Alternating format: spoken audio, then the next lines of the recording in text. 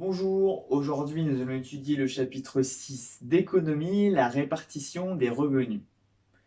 Faisons tout d'abord un petit rappel sur les chapitres précédents où nous avions vu que les unités de production de biens et de services créent de la richesse.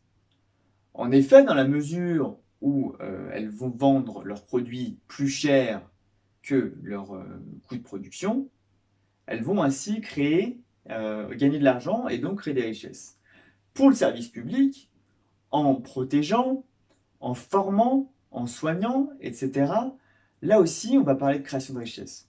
Dans la mesure où effectivement, elle crée un climat de confiance, elle crée du savoir, du savoir-être, du savoir-faire, elle permet d'avoir une population en bonne santé, cela contribue largement à la création de richesse.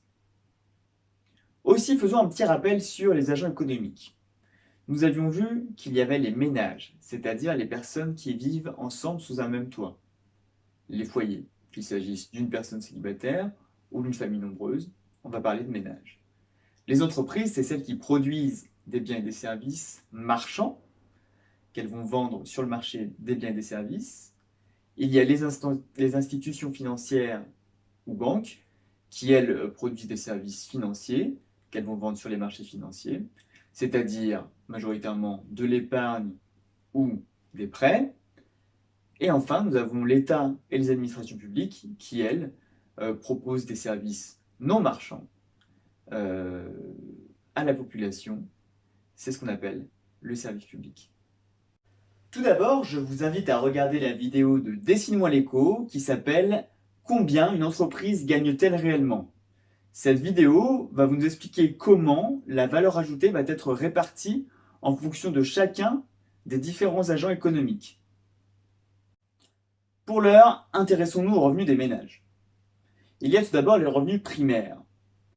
Les revenus primaires sont composés pour 75% d'entre eux des revenus du travail, c'est-à-dire la rémunération qui est touchée de manière fixe chaque mois, un salaire pour les salariés, un traitement pour les fonctionnaires, auquel va s'ajouter éventuellement des primes, des avantages en nature, les éléments finalement qu'on va retrouver dans le salaire brut.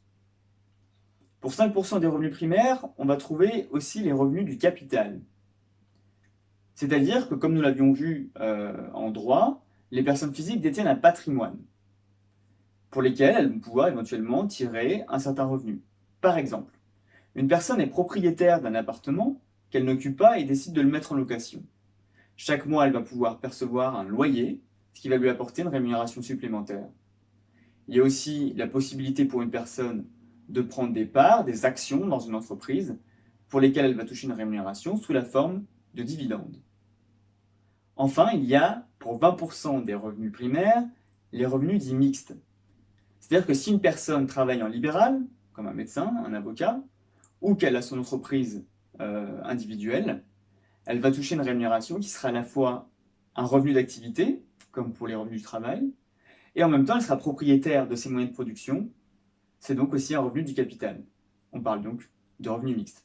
On constate avec les revenus primaires qu'il existe de nombreuses inégalités dans la répartition des richesses. C'est pourquoi il existe également des revenus de transfert. L'État va en fait prélever une certaine somme d'argent sur les revenus primaires, soit via des cotisations sociales, soit via des impôts, comme l'impôt sur le revenu. Cet argent va ensuite transiter par des caisses de sécurité sociale, comme l'assurance chômage, l'assurance maladie, les caisses de retraite, ou encore les allocations familiales, pour être redistribué aux ménages. À quel ménage? Généralement aux ménages les plus pauvres, ce qui permet de corriger, en tout cas de réduire un minimum les inégalités. Nous voyons donc que les revenus primaires ne sont pas l'argent qui est réellement gagné par les ménages à la fin du mois. Nous allons donc nous intéresser à la notion de revenu disponible. Pour obtenir le revenu disponible, on prend le revenu primaire, on va retirer les cotisations sociales, les impôts, on va rajouter les revenus de transfert, soit les prestations sociales, et cela va nous donner le revenu disponible, soit l'argent qui est disponible, qui est réellement dans les caisses des ménages à la fin du mois.